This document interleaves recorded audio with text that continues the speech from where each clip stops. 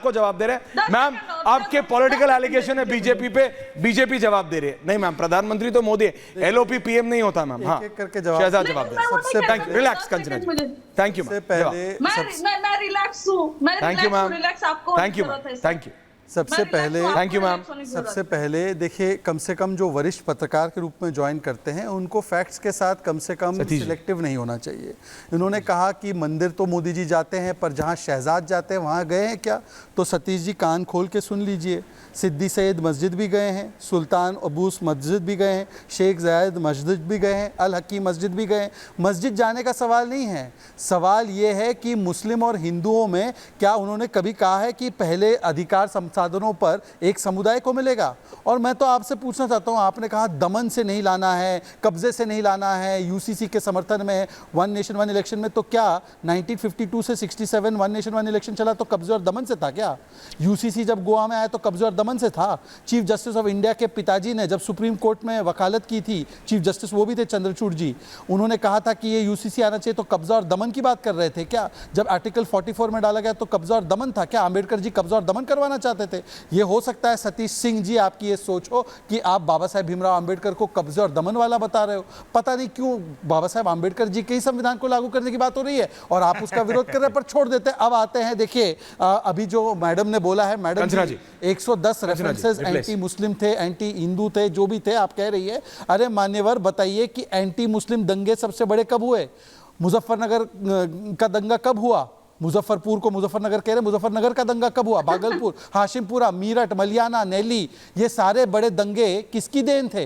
भागलपुर के दंगे के बाद तो कांग्रेस पार्टी सत्ता में कभी अकेले आ नहीं पाई है, ये हकीकत है। उन दंगों को करवाया किसने? उस दंगों के पीछे था कौन? छोड़ देते इस बात को। और आपने कहा कि महिलाओं के विषय में मणिपुर में तो पार्लियामेंट में चर्चा हुई, परंतु मैं आपसे पूछना चाहता हूं, तेज प्रताप जी पर तो ऐश्वर्या राय, उनकी धर्म पत्नी ने आरोप लगाए थे एफिडेविट डालकर कि उनके साथ पिटाई तेज प्रताप ने की थी। आप बता दीजिए तेज प्रताप पर आपका क्या स्टैंड है?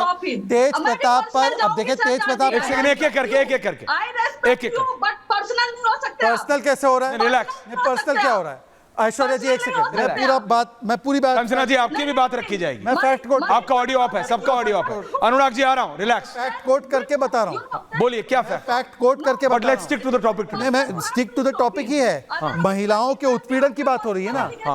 तेज प्रताप यादव जी की पत्नी ऐश्वर्या राय ने कोर्ट में हलफनामा डालकर ये कहा कि उनकी पर्सनल होता अगर वो उन्होंने आके रिएक्शन बताइए उस पर क्या स्टैंड है? नहीं, उन महिला ने आके रिएक्शन दिया था, मीडिया से बात की। बोल रहा हूँ क्या? नहीं, उन महिला ने आके मीडिया से बात की थी।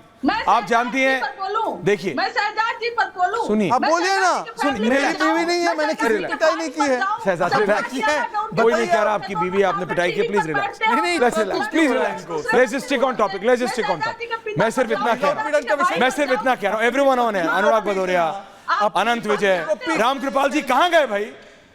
मैं अपनी गेस्ट टीम से पूछ रहा हूं, वेयर इज रामकृपाल जी? अनंत जी का ऑडियो नहीं आ रहा है, रामकृपाल जी है कहां? और मैं कंचना जी से पूछा तो आखिरी बात, ममता दीदी का इस्तीफा कब मांगा है? तेजस नहीं मांगेंगे, आपको लगता है मांगेंगे? कभी नहीं मांगेंगे। मैं आपसे पूछ रही हूँ, नहीं, एक सवाल मेरा भी है। क्या पूछ रहे? पूछिए, पहले आप पूछ लीजिए, फिर मैं मेरा एक सवाल है। प्रधानमंत्री नरेंद्र मोदी जी ने कहा 1 लाख युवाओं को, नए युवाओं को पॉलिटिक्स में लेकर आएंगे। उसके पहले तो मोदी जी इस्तीफा देंगे तब ना। मोदी जी खुद किसी युवा को प्रधानमंत्री बनाते। चलिए मैं इसका जवाब देता हूँ, इसका जवाब देता हूँ। अनुराग जी आ रहा हूँ, जवाब देता हूँ। कंचना जी, अच्छा कंचना जी सुन लीजिए ना। कंचना जी सुन लीजिए, आपने सवाल युवाओं के बारे में पूछा, सुन लीजिए। आप देखिए हमारे और आप में अंतर क्या है।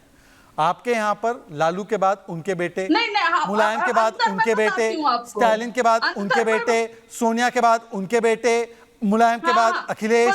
और हमारे यहाँ क्या है, किसी के बेटा बेटी का नहीं, देश के बेटा बेटी के लिए काम कर रहे हैं। हम में और आप में यही अंतर है कि आप लालू जी के बेटे को बढ़ा रहे हैं, हम देश के बेटा बेटी को बढ़ा रहे हैं। अंतर यही है। देखिए परिवारवाद पे पत्नी सब जगह भारतीय राजनीति में मेरा ये मानना है, सतीश जी, अनंत विजय जी, रामकृपाल जी का नेटवर्क कनेक्ट हो रहा है। कोई पार्टी, अनुराग जी कम से कम परिवारवाद पे तो उंगली नीचे कर दीजिए।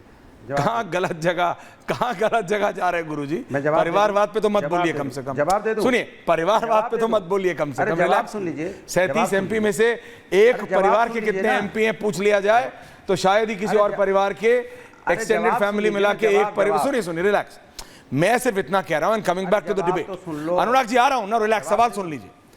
अरे जवाब प्रधानमंत्री तो दे मोदी दो। ने कहा विदेशी ताकतों से हमें बोल के निकल जाते नहीं हो, अनुराग जी जैसे बोल के नहीं आरा निकल रहा हूं, वारा रिलैक्स आ ही नहीं एवरी रहे हो, ऑडियो चले डाउन कहाँ जा रहे हो for a minute me with graphics for next 30 seconds and then I am going to Anurag Bhadauria. Anand ji आ रहा हूं मी विद ग्राफिक्स। मैं सिर्फ इतना कह रहा हूं दर्शकों, प्रधानमंत्री मोदी ने आज एक बहुत इंपॉर्टेंट बात कही।